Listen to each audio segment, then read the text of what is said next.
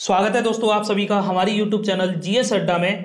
दोस्तों आज हम एक महत्वपूर्ण टॉपिक बौद्ध धर्म के बारे में पढ़ेंगे और बौद्ध धर्म का पूरा इतिहास मैं आज आपको कहानी की तरह याद कराने वाला हूं।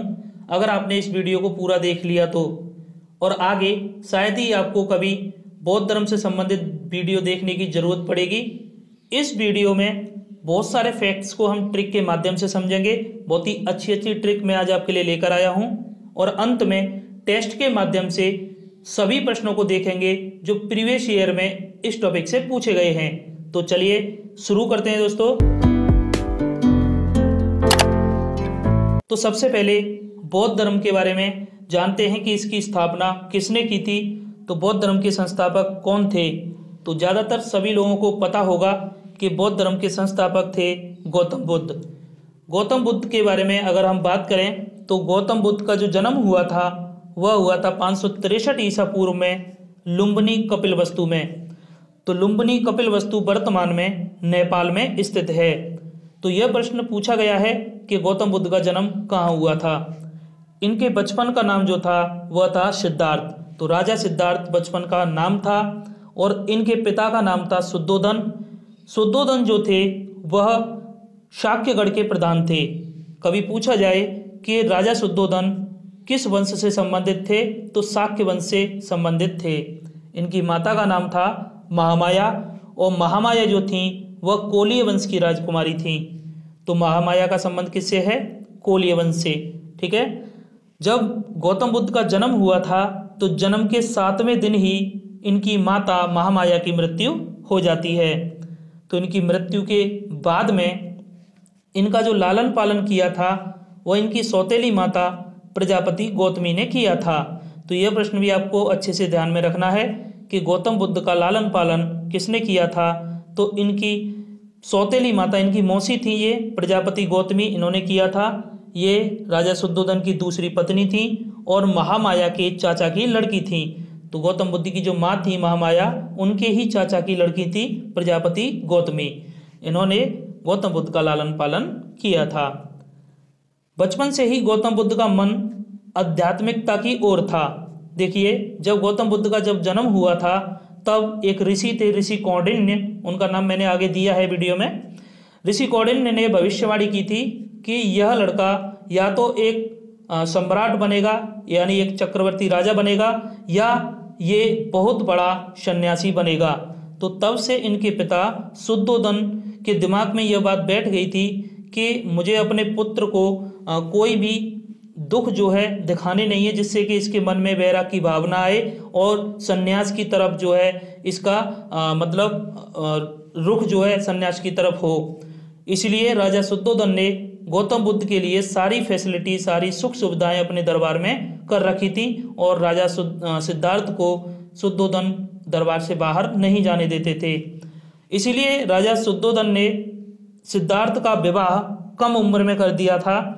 मात्र 16 वर्ष की उम्र में इन्होंने राजा सिद्धार्थ का विवाह कर दिया था। तो जो विवाह जो हुआ था तो इनकी पत्नी का नाम था गौतम बुद्ध की यशोधरा। तो इनकी पत्नी का नाम यशोधरा था और इनसे एक पुत्र पैदा हुआ था और पुत्र का नाम था राहुल। देखिए यहाँ पर एक कन्फ्यूजन क्रिएट होता है। ये बौद्ध धर्म में गौतम बुद्ध और जैन धर्म से महावीर स्वामी। तो महावीर स्वामी और गौतम बुद्ध को लेकर उनकी पत्नियों, उनके पुत्र पुत्रियों को लेकर काफ़ी कन्फ्यूजन हो जाता है। तो इस कन्फ्यूजन के लिए मैं एक ट्रिक यहाँ पर लेकर आया हूँ। देखिए गौतम बुद्ध की पत्नी का नाम है यशोधरा। तो यशोधरा में पीछे आ रहा है रा, ठीक है, और इनके पुत्र का नाम है राहुल। इनके नाम में पुत्र के नाम के आगे आ रहा है रा, ठीक है। तो गौतम बुद्ध से संबंधित इनकी पत्नी और इनके पुत्र को अब आप आसानी से याद रख सकते हैं। वहीं महावीर स्वामी की पत्नी का नाम था यशोदा और उनकी पुत्री थी, उनकी पुत्री का नाम था प्रियदर्शनी। तो ये कन्फ्यूजन आपका दूर हो गया होगा, ठीक है। चलिए, सांसारिक समस्याओं से व्यथित होकर सिद्धार्थ ने 29 वर्ष की अवस्था में गृह त्याग दिया था और इस घटना को बौद्ध धर्म में कहा जाता है महाविनिष्क्रमण। ये देखिए, ये जितने भी पॉइंट्स ऐसे आएंगे जैसे महाविनिष्क्रमण, आगे आएगा धर्म चक्र परिवर्तन, महापरिनिर्वाण, इनको आपको थोड़ा अच्छे से ध्यान में रखना है। तो देखिए जब 29 वर्ष की अवस्था में राजा सिद्धार्थ ने गृह त्याग दिया था तब उस घटना को कहा जाता है बौद्ध धर्म में महाविनिष्क्रमण। अब यहाँ बात करते हैं सांसारिक समस्याओं के बारे में। राजा सिद्धार्थ को पता कैसे चला था? तो एक दिन जो है राजा सिद्धार्थ चुपके से अपने सारथी के साथ नगर के भ्रमण पर निकल जाते हैं। तो होता क्या है कि इनको 4 दृश्य जो है नजर आते हैं। सबसे पहले इन्होंने देखा था एक बूढ़े व्यक्ति को, तो बूढ़े व्यक्ति को देखा, फिर इसके बाद देखा था इन्होंने एक रोगी को, फिर तीसरा देखा था एक चिता को, और चौथा देखा था एक सन्यासी को। तो सारथी से ये पूछते गए थे कि ये बूढ़ा क्यों है और ये रोगी क्यों है और यह चिता जो है ये क्या होती है। तो इन सब के बारे में सारथी ने इनको अच्छे से बताया था कि आपकी भी यही दशा होगी। यानी इन्होंने पूछा था कि क्या मैं भी ऐसा हो जाऊंगा? तो सारथी ने बताया कि आप हो या मैं, जिसने भी जन्म लिया है वो मरेगा, बूढ़ा होगा, ठीक है, रोगी होगा। जब सन्यासी को इन्होंने देखा था तो सन्यासी सभी सांसारिक सुख दुखों को छोड़ के मोह माया को त्याग कर वह अपने बैठा था। तो राजा सिद्धार्थ के दिमाग में वहीं पर यह बात आ गई थी कि मुझे जो है एक सन्यासी बनना है, ठीक है। तो सन्यासी बनने का जो ख्याल आया था तो वो सन्यासी को देखकर ही आया था। आगे देखिए, सिद्धार्थ जब गृह त्याग देते हैं तो उसके बाद ज्ञान की खोज में इधर उधर भटकते हुए इनकी मुलाकात हो जाती है आलार कलाम से, जो इनके पहले गुरु बनते हैं। आलार कलाम जो थे वह सांख्य दर्शन के आचार्य थे। तो इन्हीं से गौतम बुद्ध ने सांख्य दर्शन की दीक्षा ली थी और इनके पास ही गौतम बुद्ध कुछ समय तक रहे थे।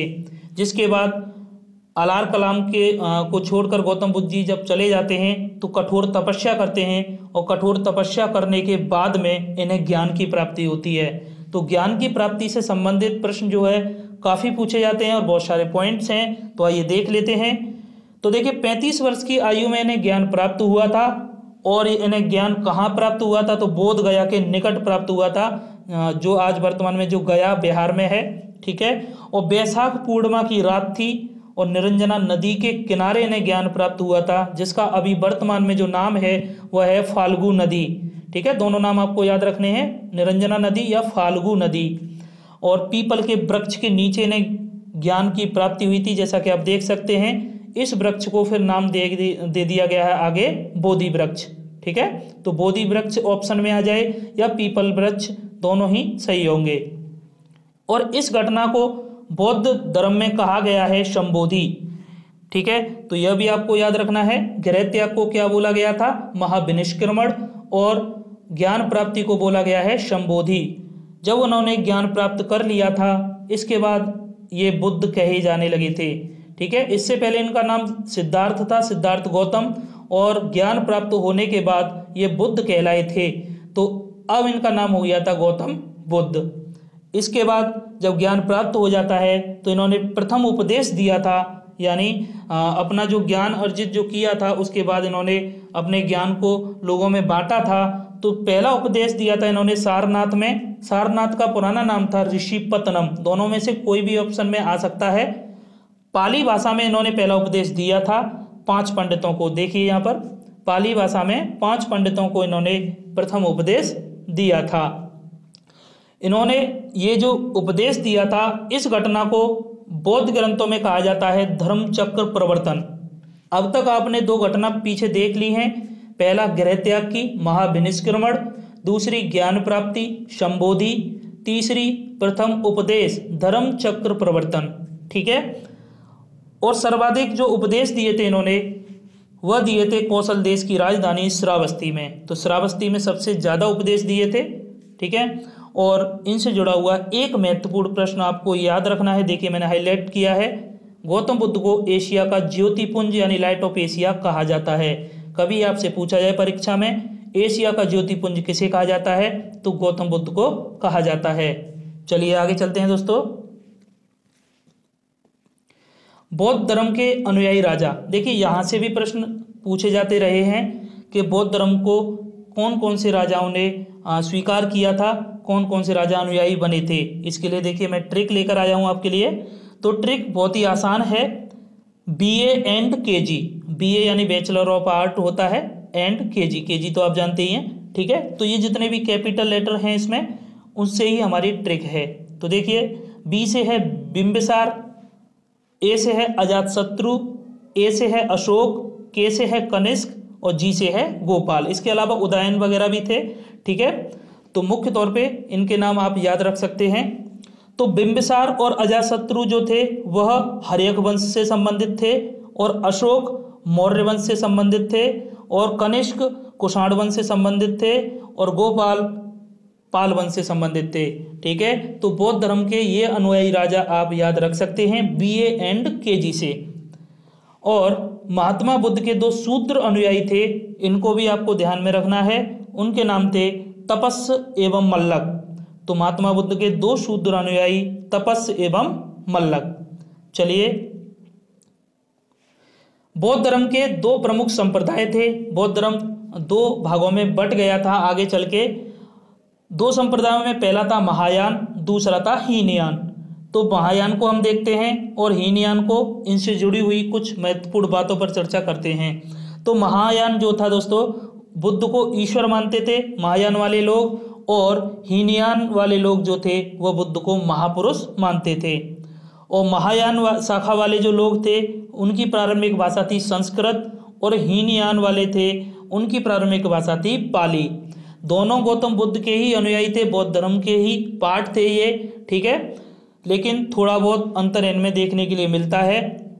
और महायान के प्रमुख प्रणेता थे वह थे वसुमित्र, और हीनयान के जो प्रमुख प्रणेता थे वह थे महाकश्यप।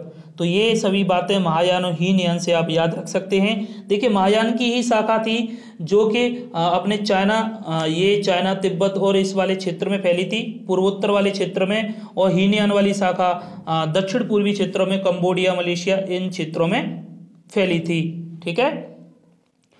बुद्ध चरित्र के लेखक, ये जितने भी हाईलाइट करके मैं ये पॉइंट चल रहा हूँ ये काफ़ी महत्वपूर्ण है आपकी परीक्षा के लिए, ठीक है। बुद्ध चरित्र के लेखक कौन थे? तो वह थे अश्वघोष। तो इसे भी आप याद रखना। चलिए, बौद्ध धर्म के त्रिरत्न आपको याद रखने हैं। बौद्ध धर्म के त्रिरत्न थे बुद्ध, धम्म, संघ। ये परीक्षा में बहुत बार पूछे गए हैं, बुद्ध, धम्म, संघ। यहाँ पर हम बात करें बुद्ध, तो बुद्ध क्या होता है? तो बुद्ध का अर्थ था दोस्तों जागृत व्यक्ति। बुद्ध का अर्थ था जागृत व्यक्ति। और धम्म का अर्थ था बौद्ध धर्म की शिक्षा। धम्म का अर्थ था बौद्ध धर्म की शिक्षा। और संघ का अर्थ था बौद्ध भिक्षुओं का समूह। बौद्ध भिक्षुओं का समूह। यहाँ देखिए, बौद्ध धर्म ग्रहण करने वाली जो पहली महिला थी वह इनकी मौसी प्रजापति गौतमी थी। तो यह बात भी आपको अच्छे से याद रखनी है। आगे देखिए, बौद्ध धर्म के 4 संगीति हुई थी। इन 4 संगीति से संबंधित प्रश्न काफ़ी बार परीक्षा में आ चुके हैं। तो 4 संगीति को हम बहुत ही अच्छी ट्रिक के साथ यहाँ पर याद रखेंगे। एक ही बार में आपको चारों संगीति से संबंधित सभी पॉइंट्स याद हो जाएंगे। अच्छे से आप देख लीजिए।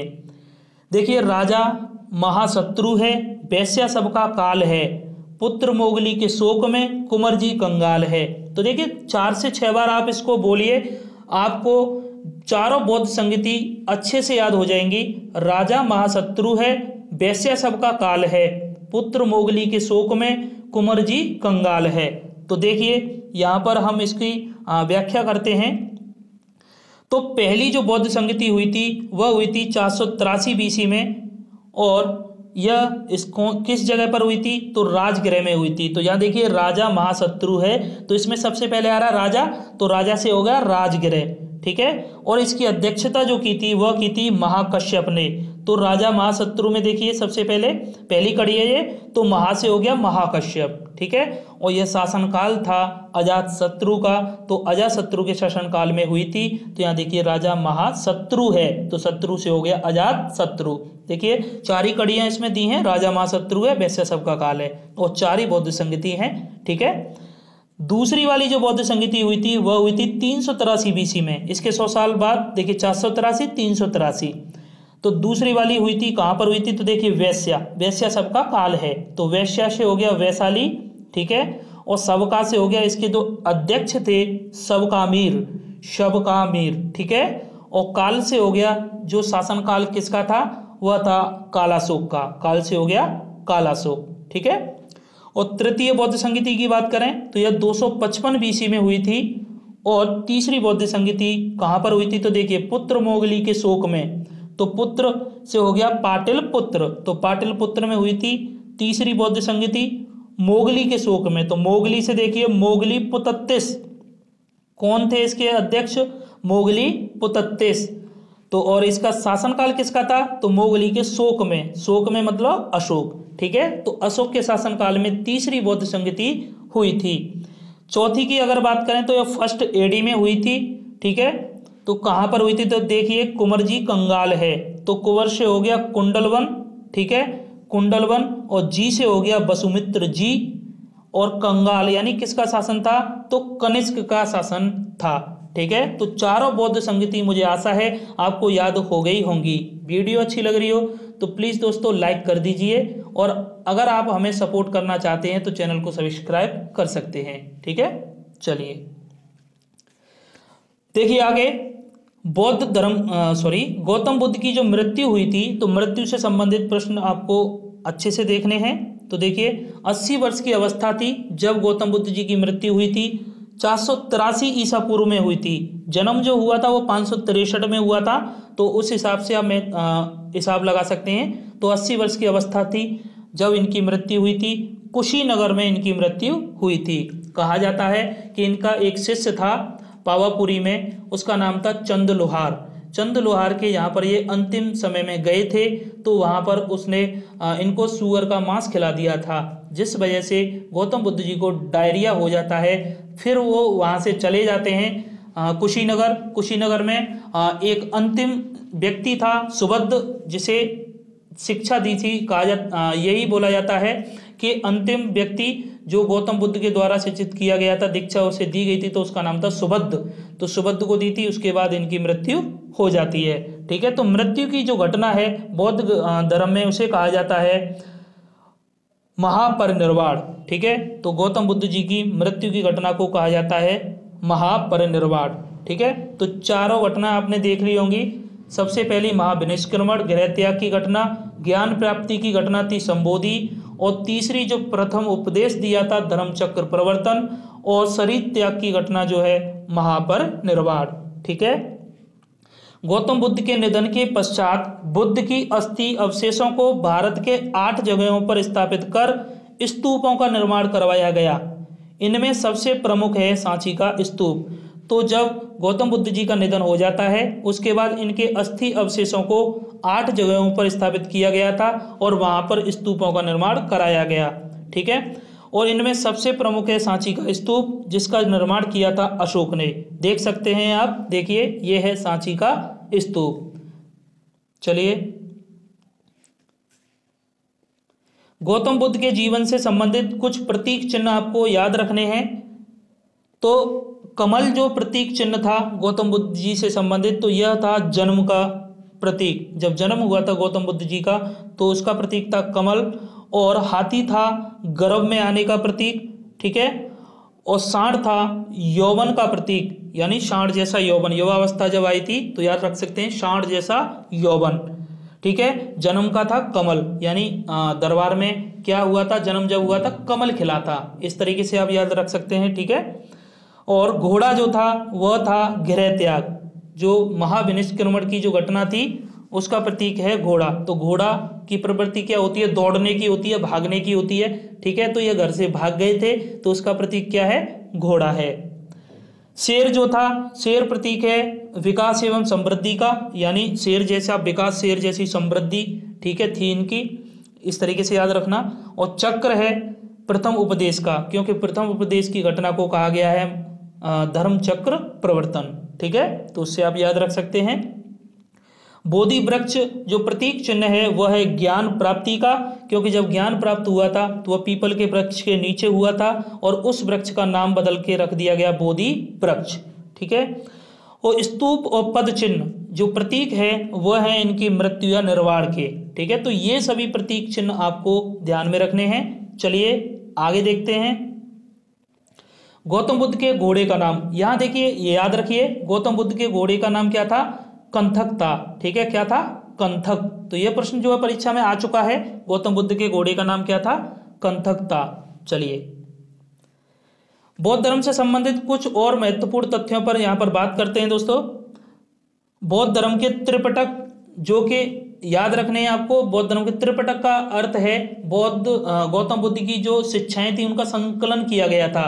ठीक है, तो बौद्ध धर्म की शिक्षाओं का संकलन किसमें किया गया था? पिटकों में किया गया था। और वो कितने थे? 3 थे।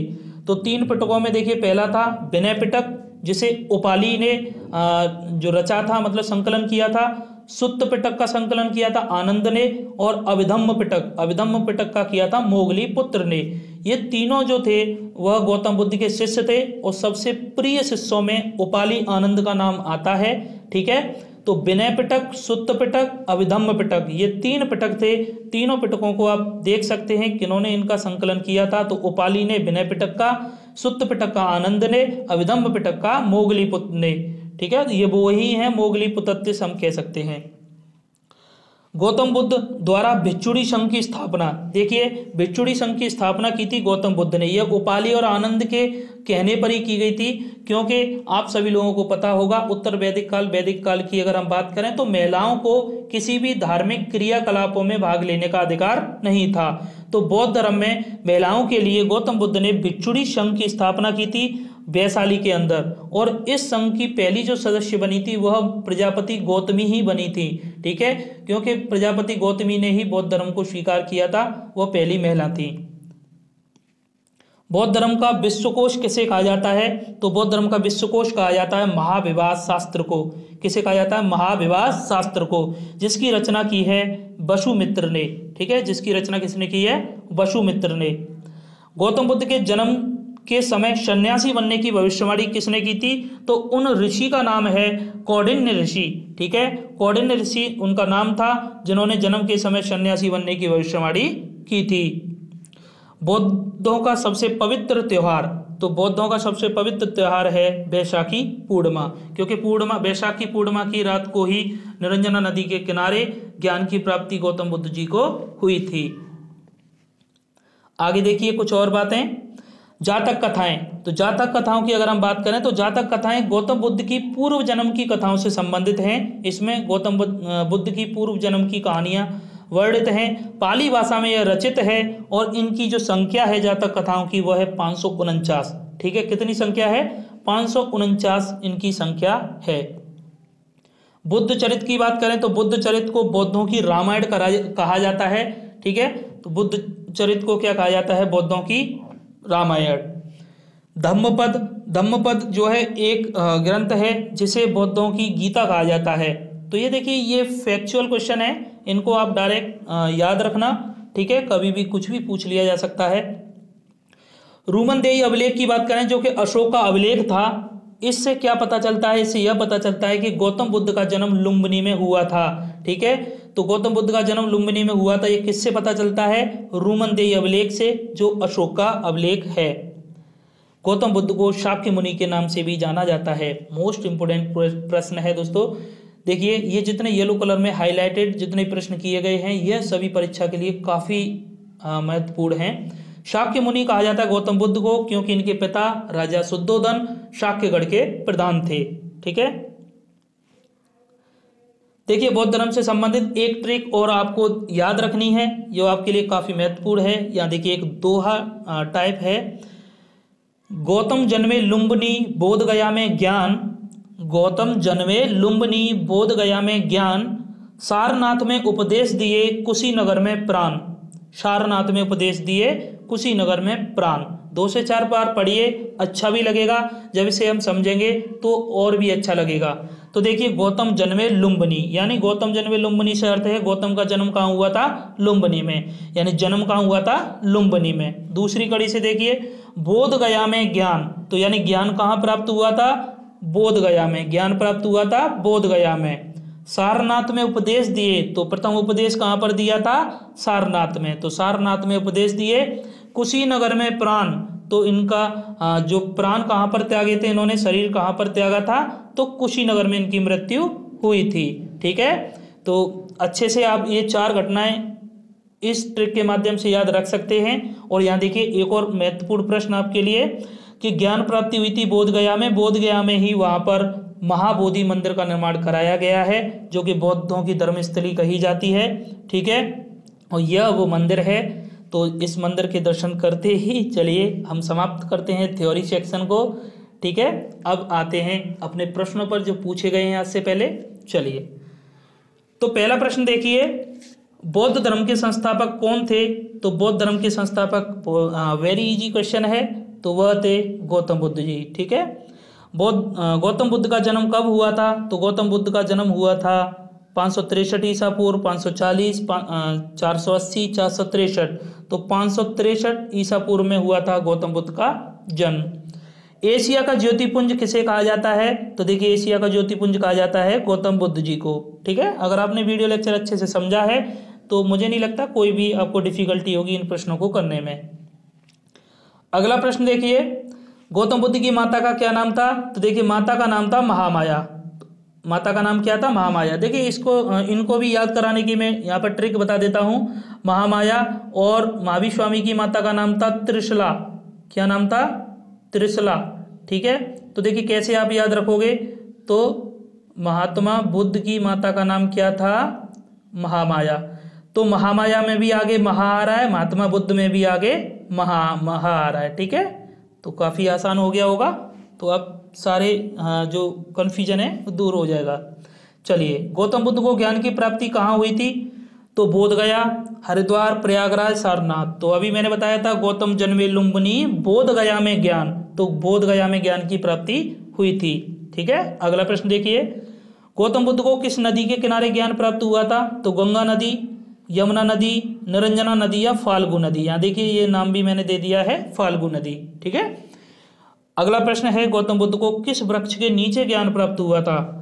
तो अशोक वृक्ष नहीं, बोधि वृक्ष, बरगद, साल वृक्ष। तो देखिए, यहाँ पर बोधि वृक्ष दिया गया ऑप्शन में, तो आंसर होगा बोधि वृक्ष। अगर पीपल का वृक्ष दिया जाता तो पीपल का वृक्ष हो जाता। ठीक है, आगे देखिए, गौतम बुद्ध के उपदेश देने की घटना को क्या कहा जाता है? तो जब उन्होंने उपदेश दिया तो उसे क्या कहा गया? महाविनिष्क्रमण गृह त्याग को बोलते हैं, महापरिनिर्वाण मृत्यु को बोलते हैं, संबोधि ज्ञान प्राप्ति को बोलते हैं, उपदेश देने की घटना को बोलते हैं धर्म चक्र प्रवर्तन। ठीक है, गौतम बुद्ध की मृत्यु कहाँ हुई थी? तो कुशीनगर में प्राण।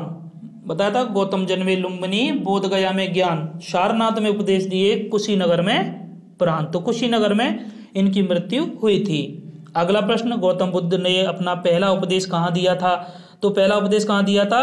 सारनाथ में उपदेश दिया। तो सारनाथ हो गया इसका राइट आंसर। ठीक है, गौतम बुद्ध ने पहला उपदेश किस भाषा में दिया था? तो संस्कृत भाषा नहीं, प्राकृत भाषा नहीं, पाली भाषा। पाली भाषा इसका राइट आंसर हो जाएगा। चलिए, अगला प्रश्न है, गौतम बुद्ध के पुत्र का क्या नाम था? तो सिद्धार्थ नहीं, इनका नाम था शुद्धोधन, पिता का नाम था राहुल, इनके पुत्र का नाम था। ठीक है, गौतम बुद्ध की पत्नी का क्या नाम था? तो गौतम बुद्ध की पत्नी, देखिए यहाँ पर देखिए मैंने जो ऑप्शन दिए ऐसे ही ऑप्शन जो है परीक्षा में मिलते हैं, यशोदा, यशोधरा। तो मैंने बताया गौतम बुद्ध की पत्नी का नाम क्या था, क्योंकि इनके पुत्र का नाम राहुल था, राहुल के आगे रहा आ रहा है, इनकी पत्नी के नाम के पीछे रहा आ रहा है, तो यशोधरा इनका नाम था। ठीक है, गौतम बुद्ध ने कितने वर्ष की अवस्था में गृह त्याग किया था? तो गृह त्याग किया था इन्होंने 25, 27, 29 वर्ष की अवस्था में इन्होंने गृह त्याग किया था। अगला प्रश्न, गौतम बुद्ध की गृह त्याग की घटना को क्या कहा जाता है? तो संबोधि ज्ञान प्राप्त को बोलते हैं महाविनिष्क्रमण, इसका राइट आंसर हो जाएगा। ठीक है, चलिए आगे देखिए, गौतम बुद्ध के शरीर त्याग को बौद्ध ग्रंथों में क्या कहा जाता है? तो महाविनिष्क्रमण कहा गया था, गृह त्याग की घटना को महापरिनिर्वाण कहा गया था, गौतम बुद्ध के शरीर त्यागने की घटना को। ठीक है, गौतम बुद्ध का वास्तविक नाम क्या था? तो वास्तविक नाम था उनका राहुल, उनके पितृ का नाम था, गौतम इन्हें कहते थे, बुद्ध ये कहलाए थे, सिद्धार्थ इनका वास्तविक नाम था। ठीक है, तो कैसा लगा दोस्तों ये वीडियो लेक्चर, कमेंट करके जरूर बताना। चैनल को सब्सक्राइब करना, हमारे टेलीग्राम चैनल के साथ जुड़ जाना और दोस्तों में शेयर करना। ठीक है, तो कमेंट करके जरूर बताना दोस्तों कैसा लगा ये वीडियो लेक्चर। चलो मिलते हैं आपसे नेक्स्ट वीडियो लेक्चर में ऐसे ही वीडियो के साथ। तब तक के लिए जय हिंद, जय भारत।